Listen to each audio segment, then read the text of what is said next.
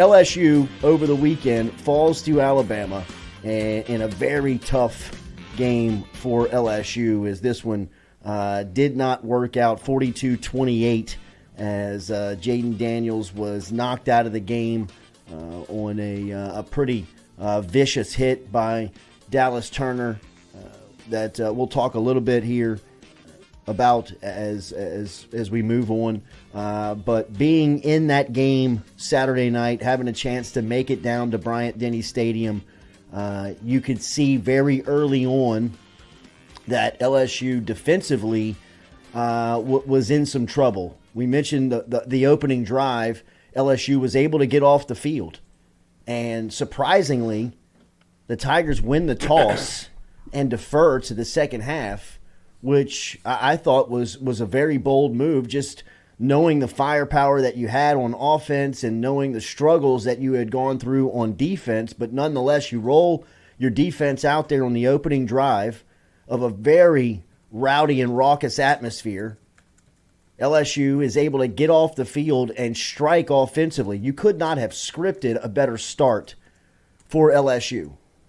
Building a little bit of confidence for your defense and your quick strike offense, starting with some fireworks and putting Alabama on its heels. And after that start, LSU defensively did not stop Alabama one time. They had a chance to get off the field in the third quarter. They were called for a horse collar, Harold Perkins on Jalen Milroe, that kept Alabama's offense on the field. After that, or including that, LSU never stopped Alabama one time defensively. And over the last couple of weeks, we were commenting on if there was any takeaways that you could build on from games like Auburn and Army, where the opponents were down and LSU was out there going through the reps and at least just trying to build some momentum towards this back half of the season. And you were looking for small slices of improvement, and it was all fraudulent. Whatever you saw, Auburn, Army, whatever we talked about here, it was not there. They looked like the same defense from Ole Miss. LSU could not stop Alabama in any aspect of the game. They couldn't tackle. They couldn't defend. They couldn't fill the gaps correctly. I mean, their run fits were off. I mean, it was just defensively. I don't know if you even watch the film on a game like that. Like, I don't know what you would take away from film if you were to go in there and watch what you could build on. I mean, other than consistently being out of position, consistently missing tackles, and consistently not really understanding what Alabama was doing, I don't know why you would even watch the film. Showing bad gap integrity, bad run fits, bad tackling. Yeah, but you could do that every game this season. Yeah, but I mean, like, you just got to do it the latest. The latest and greatest. Yeah. Here's your new hit. Like, here comes your greatest hits. You just added another album to the catalog. Right.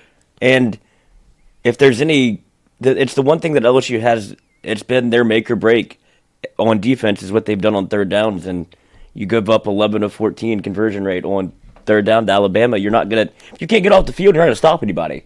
You can't consistently, 11 of 14 is insane.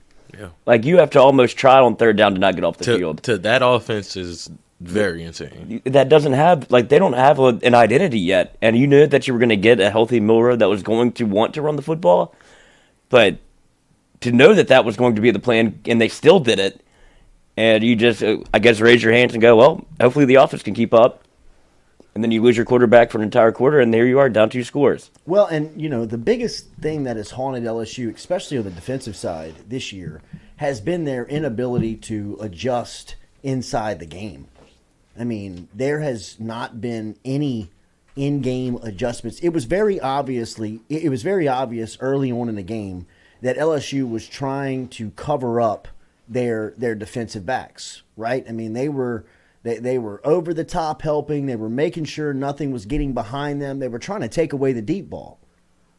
And once Alabama recognized that that was the plan, and Milroe understood that he can just run, they never adjusted to what he was doing.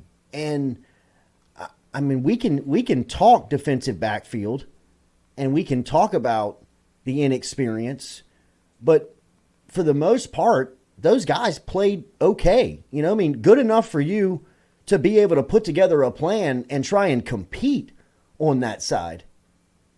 But, I mean, after Milroe is running all over you, he's still doing it in the third and fourth quarter. There was never any in-game adjustment to being able to get out of something and make a scheme for what was happening on the field. I mean, it was lost on LSU on how to adjust, stop, and try and compete defensively, because that was as bad as a defensive game as LSU has played. And, I mean, when you say that out loud, I mean, that's including Pelini's group. That's including everything you've seen this year. I mean, it was abysmal how bad they were. They couldn't stop anything. The worst of the worst. And I think that there has to be some true conversation of where is the player development first and foremost. Like the recruiting discussion, I think that's going to have to be really addressed with some intensity as soon as the season goes final, or if you can start doing that now, because the way that you're falling behind and the time that you are kind of moving into the future that this is going to cost you continues to rack up, continues to just accumulate. And if you do not fix the recruiting problem of what LSU has right now, specifically on the defensive side of the ball, this is going to be the LSU that Brian Kelly leads for the first part of his tenure here at LSU. I mean, this is something that they've got to get figured out today, yesterday. And until they do, you could really bring in any coach, name them, name a defensive coordinator, Dave Aranda, and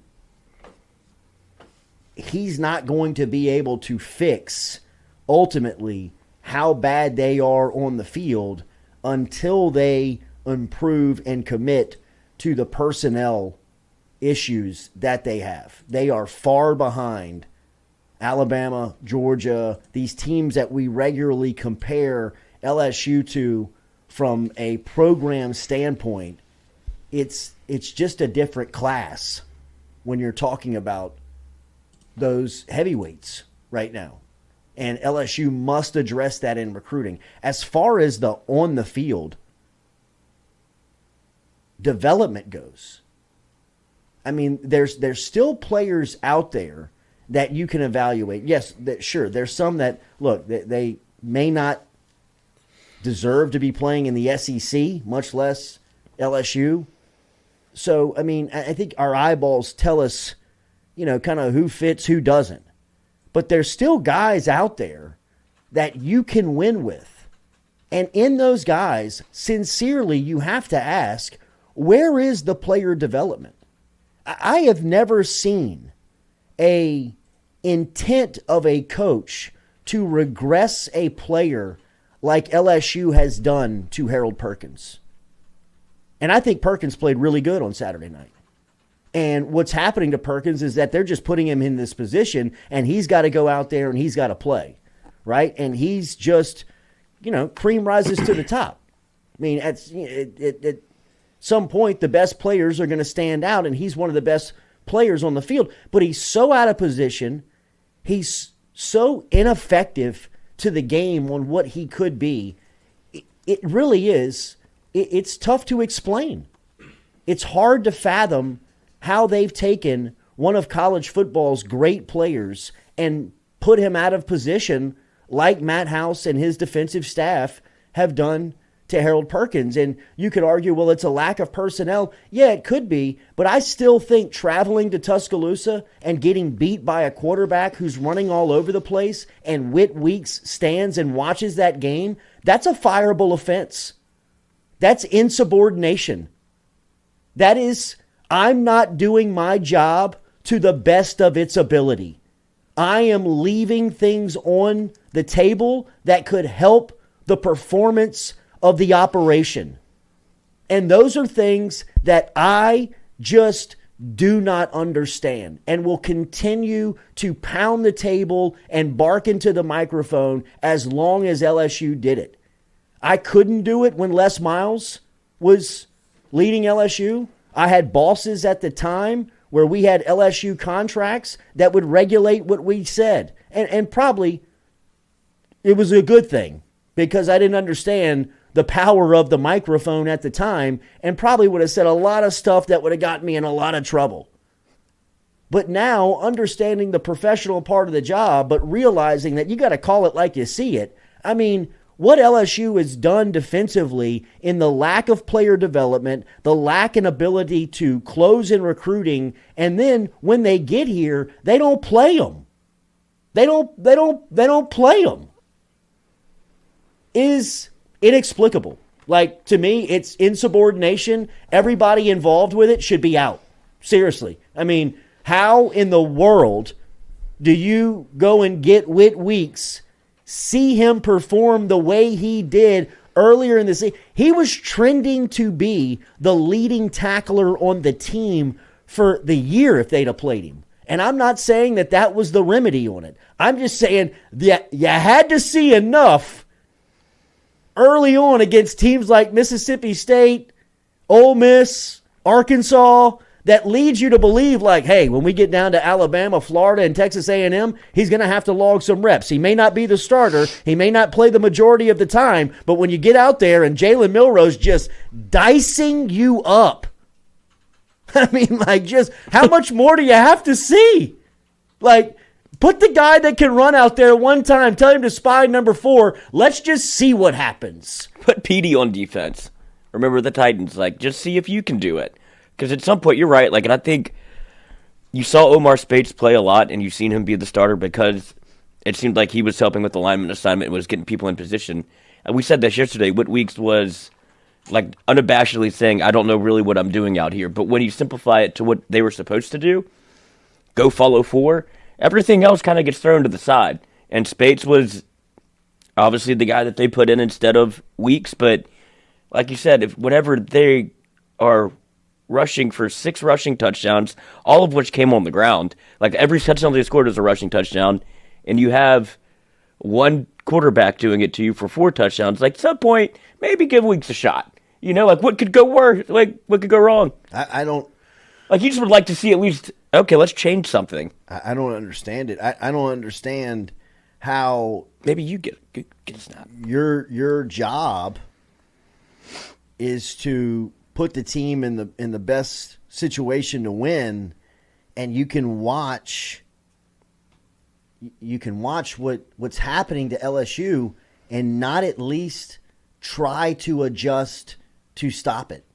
I mean, that was some Les Miles stuff of what Les Miles used to do offensively. I mean, we had Tim Williams, one of the former great Alabama players from Baton Rouge, on a radio show after, in between his Alabama playing time and getting drafted by the Baltimore Ravens. Tim Williams stopped on the radio show, and we asked him what it was like playing LSU during the Les Miles offensive days, and he said they used to come to the sidelines like laughing and talking out loud, like they're going to keep doing it, like they're just going to keep running the same play, like I guess, I mean, like just line up and try, let's just keep stopping them.